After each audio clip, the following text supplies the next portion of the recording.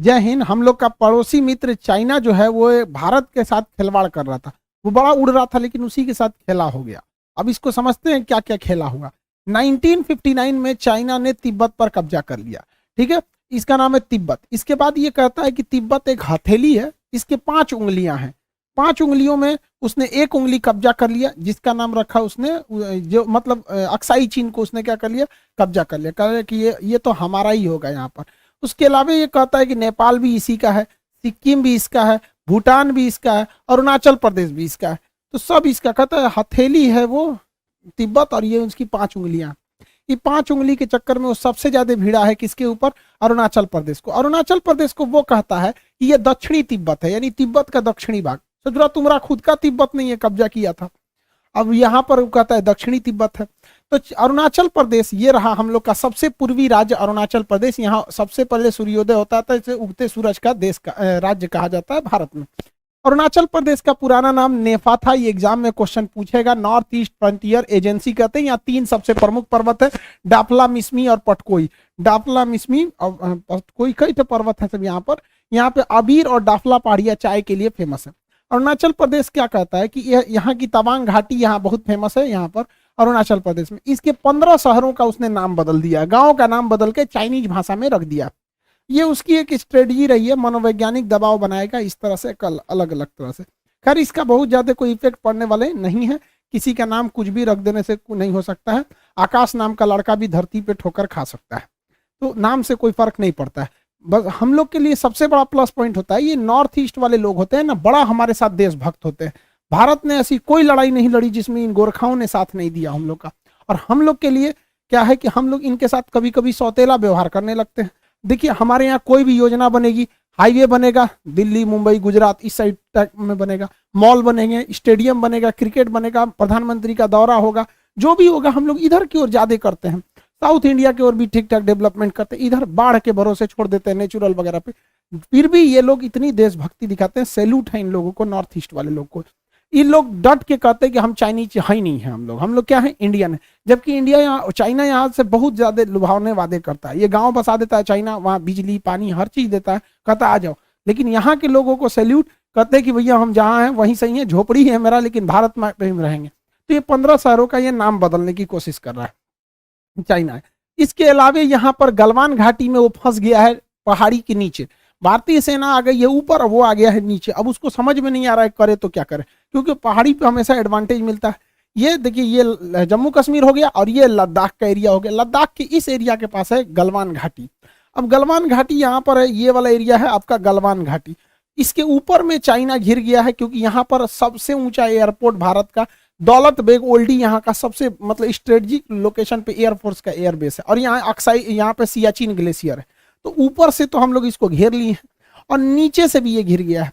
नीचे से कैसे घिर गया है, तो नीचे से पहाड़ियों से घिर गया है। देखिए ये गलवान घाटी है, यहाँ पर इंसिडेंट हुआ था गलवान घाटी में। ये सारी पहाड़ियां छोटी हैं और यहाँ पे चाइना है, और ये जितनी पहाड़ियां हैं ये सब बड़ी बड़ी हैं, इनकी ऊंचाई ज्यादा है। तो यहाँ से चाइना वहां घिर गया, यही जगह पे था। चाइना ने अस्थायी रूप से यहाँ पर लगा दिया था टेंट वगैरह, बाद में भारत सरकार ने इस पे जेसीबी चलवा दिए, यहाँ पे वापस भेजा गया इसको। यहाँ पर इस इंसिडेंट्स में यहीं पर वो लोग लगा के बैठे थे।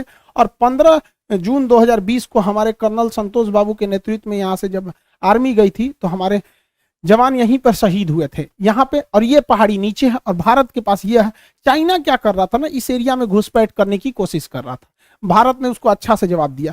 ये जितने बड़े बड़े पहाड़ हैं इसके ऊपर भारत आ गया, इस ऊंचाई वाले पहाड़ पर।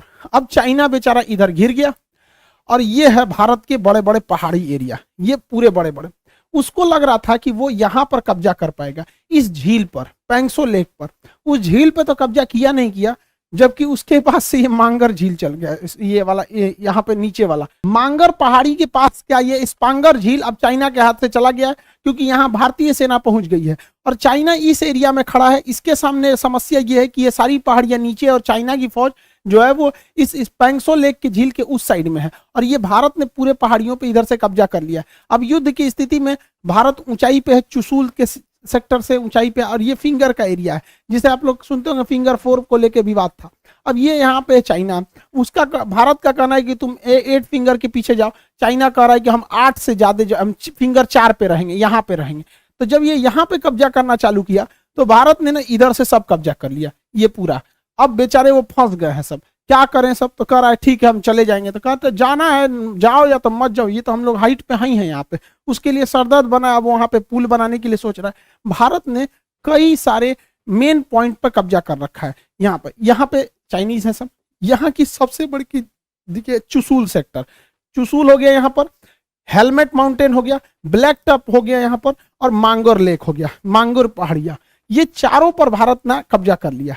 और उसके बाद ये स्पांगोर लेक है, यहाँ पर तो भारत का नियंत्रण हो गया। और आप देखेंगे कि वो एकदम नीचे की ओर है, वो सारी की पहाड़ियां नीचे की ओर है, इसलिए वो उसको कोई खास फायदा नहीं होगा। इसलिए चाइना अब यहाँ पर ब्रिज बनाने के लिए सोच रहा है कैसे भी इस घाटी के ऊपर। यहाँ पे चाइना फंस गया है और यहाँ पे आने के पहले उसको छोटे छोटे यहाँ पे ब्रिज बनाना पड़ रहा है। भारत इस ऊंचे ऊंचे पहाड़ियों पे खड़ा हुआ है यहाँ पर, इसलिए वो एक टेम्पोररी ब्रिज बनाया है गलवान घाटी, गलवान के पास नदी के ऊपर।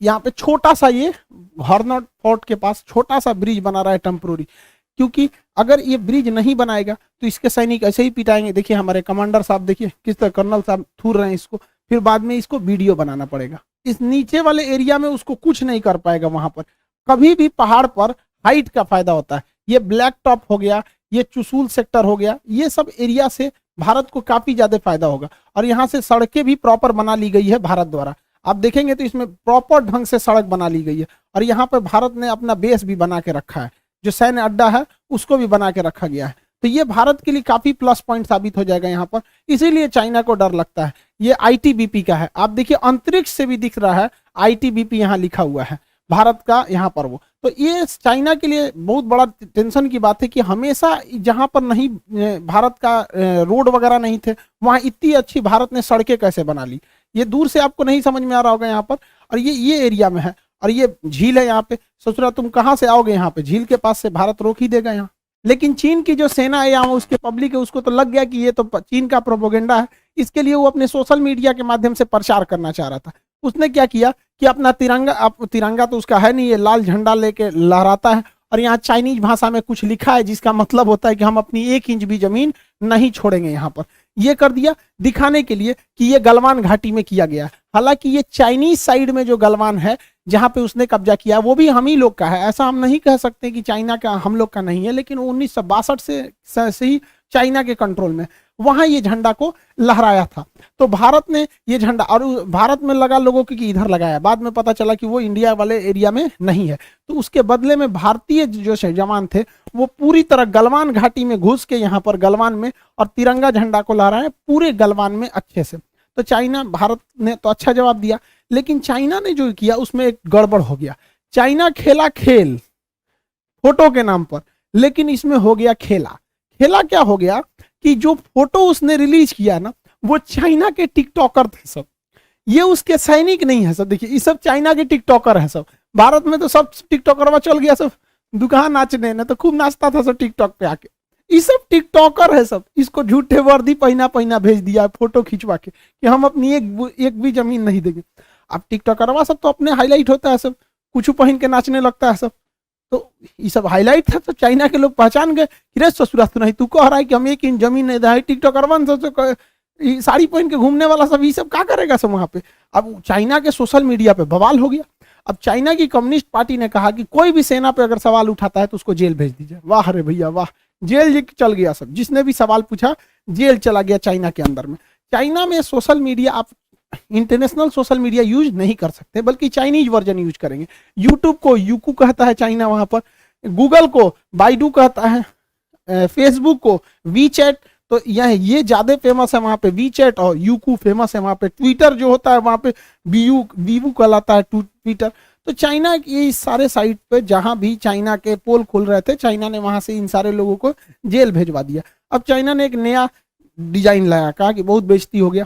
चाइना ने कहा कि गलवान घाटी में हमारे जितने भी सैनिक शहीद हुए थे, जो जमीन कब्जा करके लाए, वहां से हम लोग पत्थर को लाएंगे। अभी ससुरा पत्थर उठा के ले रहा है और कह रहा है कि जो भी हमारे सैनिकों की मतलब बहादुरी को ज्यादा से ज्यादा क्या करेगा, फॉरवर्ड करेगा अपने सोशल मीडिया पर, चाहे वीचैट हो या वीवो हो या फिर जो पे भी हो, तो वहां के लोगों को ये पत्थर गिफ्ट में देगा, गलवान के पत्थर को गिफ्ट में देगा कि लीजिए आप बहादुरी के लिए, इससे आपकी देशभक्ति जगेगी।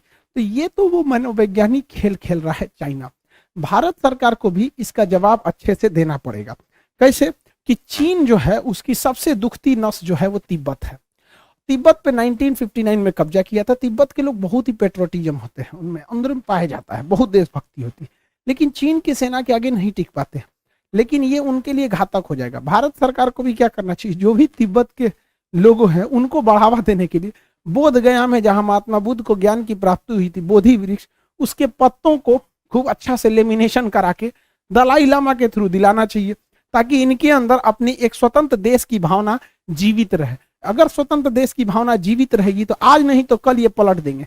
इजराइल जिसका कोई देश नहीं था, लेकिन एक उनके अंदर स्वतंत्र देश की भावना जिंदा थी, ब्रिटेन के सहयोग से उसने इजराइल बना लिया। तो तिब्बत के अंदर के लोगों के अंदर भावना जीवित रहेगी तो वो एक ना एक दिन देश बना लेंगे। और हम लोग तिब्बत, हमारे सेना में भी तिब्बतीय फोर्स बहुत अच्छे से काम करते हैं हम लोग। अब चाइना के सेना में भी तिब्बत के फोर्स ज्यादा है, जो भी यहाँ ड्यूटी कर रहे हैं तिब्बत के ही कर पाते हैं, इधर वाले तो बकलोल होते हैं, नहीं कर पाते।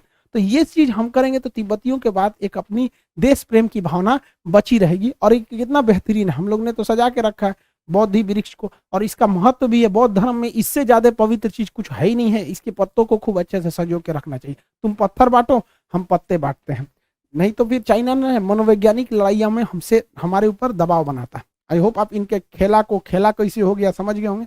मिलेंगे नेक्स्ट क्लास में। जय हिंद।